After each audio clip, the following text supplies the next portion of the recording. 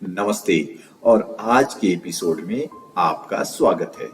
हमारे साथ जुड़ने के लिए धन्यवाद। इस एपिसोड में हम पीटर हॉलिंस की शक्तिशाली किताब फिनिश व्हाट यू स्टार्ट की समरी करेंगे। अगर आप कभी प्रोजेक्ट्स को पूरा करने या अपने लक्ष्यों पर टिके रहने में संघर्ष करते हैं तो जी हाँ, यह किताब आपके लिए एक गेम चेंजर साबित हो सकती है। हम इस किताब के मुख्य विचार, रणनीतियां और इनसाइट्स पर चर्चा करेंगे जो आपको टाल मटोल को हराने और उन आदतों को बनाने में मदद करेगी जो कार्यों को पूरा करना सहज और स्वाभाविक बना देती है। तो पुनः अपने हेडफोन्स लगाइए, आराम से बैठिए और इस यात्रा की शुरुआत करते हैं ताकि हम ये सीख सकें कि जो हम शुरू करते हैं उसे कैसे पूरा करें। चैप्टर 1, प्रतिबद्धता की शक्ति, द पावर ऑफ कमिटमेंट। किताब की शुरुआत हमारे द्वारा शुरू की गई चीजों को पूरा करने में प्रतिबद्धता की महत्वपूर्ण भूमिका से होती है। हॉलिंस, जो इस किताब के राइटर हैं, इनका कहना है कि प्रतिबद्धता सिर्फ यह कहने से नहीं होती कि मैं यह करूंगा, बल्कि यह मानसिकता से आती है कि आप किसी भी कीमत पर कार्य को पूरा करने का फैसला करते हैं। यह प्रतिबद्धता मस्तिष्क में शुरू होती है और सभी भविष्य की क्रियाओं का आधार बनती है। प्रतिबद्धता बनाने का पहला कदम यह है कि आप ऐसे गोल्स चुनें जो आपके मूल्यों के अनुरूप हो। जब आपके लक्ष्य आपके लिए महत्वपूर्ण होते हैं तो आप उन्हें पूरा करने के लिए अधिक प्रेरित महसूस करते हैं। बिना इस अतिरिक्त प्रतिबद्धता के कार्य को पूरा करने की प्रेरणा समाप्त हो जाती है। इसलिए समय निकालकर ये सोचें कि आपके कार्य आपके लिए क्यों मायने रखते हैं। अपने लक्ष्यों के प्रति व्यक्तिगत प्रतिबद्धता बनाएं और हमेशा खुद को याद दिलाएं कि ये आपके लिए क्यों महत्वपूर्ण है। चैप्टर 2, टाल मटोल की मानसिकता। हॉलिंस, जो कि इस किताब के लेखक भी हैं, ये बताते हैं कि टाल मटोल मानसिकता कैसे काम करती है। यह केवल आलस्य के बारे में नहीं है, यह डर, असुविधा या कार्य के आकार के बहुत बड़े होने की भावना के बारे में भी है। लोग कार्यों को टालते हैं क्योंकि उन्हें विफलता, फेलियर्स का डर होता है। परफेक्शनिज्म आता है या प्रोजेक्ट का आकार उन्हें अभिभूत करता है। टाल मटोल को दूर करने की कुंजी केवल खुद को अधिक मेहनत करने के लिए नहीं कहने में है, बल्कि कार्यों को छोटे, अधिक मैनेज्ड हिस्सों में विभाजित करने में है। जब हम कार्य को छोटा बना देते हैं तो इससे संबंधित मानसिक अवरोध कम हो जाते हैं।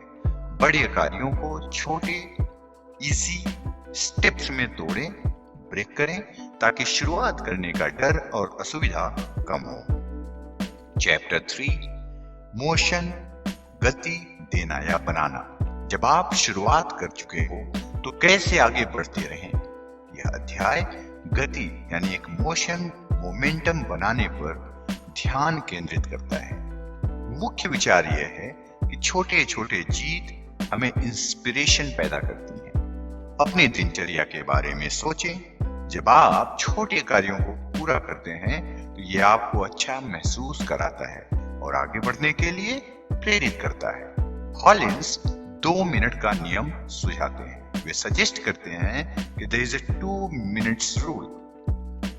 This rule says कि यदि कोई कार्य 2 मिनट से कम समय लेता है तो उसे तुरंत कर लें। यह आपको एक त्वरित जीत देगा और काम शुरू करने में मदद करेगा। जैसे ही आप गति बनाएंगे, मोमेंटम बनेगा, बड़े कार्य भी कठिन नहीं लगेंगे। छोटे कदमों से शुरुआत करें और इनिशियली गति को बड़े लक्ष्यों की ओर बढ़ने में सहायक बनने दें। चैप्टर 4, ध्यान की महत्वता, द इम्पोर्टेंस ऑफ फोकस। जब हम फोकस केंद्रित करने के महत्व पर चर्चा करने जाते हैं तो सबसे पहला स्टेप आता है इम्पोर्टेंस। ध्यान केंद्रित करना उन चीजों को पूरा करने का रहस्य है जिन्हें हम शुरू करते हैं। लेकिन आज के समय में ध्यान भटकाने वाली चीजें बहुत ही ज्यादा हैं। सोशल मीडिया, सूचनाएं, non stop to do list, हमारा ध्यान बटने के कई तरीके हैं। हॉलिंस सजेस्ट करते हैं कि जब आप किसी भी कार्य पर फोकस करते हैं तो आप डिसीजन की थकान और मानसिक अव्यवस्था को कम करते हैं, जो कार्य को पूरा करने में कठिनाई पैदा करती है। आप शुरू कर सकते हैं एक ध्यान केंद्रित वातावरण बनाकर। कोई विचलन नहीं, कोई रुकावट नहीं और काम के समय के लिए स्पष्ट सीमाएं। विचलनों को खत्म करें और एक ऐसा स्थान बनाएं जहां आप पूरी तरह से अपने कार्य पर ध्यान केंद्रित कर सकें। चैप्टर 5, समय नहीं, ऊर्जा का प्रबंधन करें। इस किताब में एक बहुत ही इंटरेस्टिंग विचार है कि हमें समय प्रबंधन की आवश्यकता नहीं है, हमें ऊर्जा प्रबंधन की आवश्यकता है। हम अक्सर टाइम मैनेजमेंट पर बहुत ध्यान देते हैं, लेकिन हमारी एनर्जी का लेवल वास्तव में ये डिसाइड करता है कि हम कितने प्रोडक्टिव होंगे या कितने प्रोडक्टिव हैं। हॉलिंस हमें ये जानने के लिए इंस्पायर करते हैं कि हमारे एनर्जी लेवल दिन के किस समय में हाई होते हैं। अधिकांश लोगों के लिए विशिष्ट समय होते हैं जब वे सबसे अच्छा महसूस करते हैं, और यही वह टाइम है, यही वह समय है जब उन्हें सबसे महत्वपूर्ण कार्यों को करना चाहिए।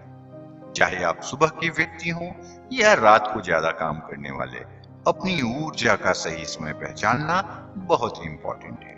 अपनी ऊर्जा का प्रबंधन करें, केवल समय का नहीं, ताकि आप पूरे दिन प्रोडक्टिव बने रह सकें। चैप्टर 6, सफलता के लिए आदतें बनाना। यह किताब उस महत्वपूर्ण विचार की ओर बढ़ती है जो हमें पूरी चीजें खत्म करने के लिए आदतें बनाने की आवश्यकता है। सफल लोग केवल प्रेरणा पर निर्भर नहीं रहते, वे आदतें बनाते हैं जो उन्हें ट्रैक पर बनाए रखती है। भले ही प्रेरणा खत्म हो जाए, भले ही आदतें क्रियाओं को स्वचालित न करें, लेकिन आपको अपनी आदतों को, क्रियाओं को स्वचालित करते हुए कुछ महत्वपूर्ण करने के बारे में बार बार सोचना नहीं पड़ेगा। हॉलिंस आदतों के निर्माण की प्रक्रिया को समझाते हैं। संकेत, दिनचर्या और पुरस्कार। आपको यह पहचानना होगा कि कौन सा संकेत कार्य को इंस्पायर करता है। उसके आसपास एक डेली रूटीन बनाएं और फिर इसे पूरा करने पर खुद को पुरस्कृत करें। यह चक्र, यह साइकिल समय के साथ पॉजिटिव बिहेवियर को और मजबूत करेगा। छोटे सकारात्मक आदतें बनाएं जो आपको अपने लक्ष्यों को पूरा करने की ओर प्रेरित करें। चैप्टर 7, असफलताओं और विफलताओं का प्रबंधन करना। फेलियर अपरिहार्य है, लेकिन यह आपको रोक नहीं सकती। यह चैप्टर बताता है कि जब फेलियर होती है तो उसे कैसे मैनेज करें, हाउ टू हैंडल। हॉलिंस सजेस्ट करते हैं कि फेलियर को अंत के रूप में देखने की बजाय इसे एक सीखने का अपॉर्चुनिटी मानना चाहिए। जब आप चुनौतियों का सामना करते हैं तो उन्हें प्रतिक्रिया के रूप में पुनः डिफाइन करें, रीडिफाइन करना, जो आपको अपने पर्सपेक्टिव को समायोजित करने में मदद करती है और आगे बढ़ने के लिए प्रेरित करती है। एक महत्वपूर्ण सुझाव मिलता है कि आगे बढ़ने में फेलियर, गलतियों को अपनी प्रगति को पटरी से उतारने न दें। इसके बजाय उन्हें सफलता की ओर बढ़ने के कदमों के रूप में उपयोग करें। फेलियर को प्रक्रिया का हिस्सा मानें और इसका उपयोग अपने दृष्टिकोण, अपने पर्सपेक्टिव को सुधारने में करें। चैप्टर 8, जिम्मेदारी बनाए रखना। इस चैप्टर में हॉलिंस डिबेट करते हैं और बताते हैं कि जिम्मेदारी का कार्य को पूरा करने में कितना महत्व है।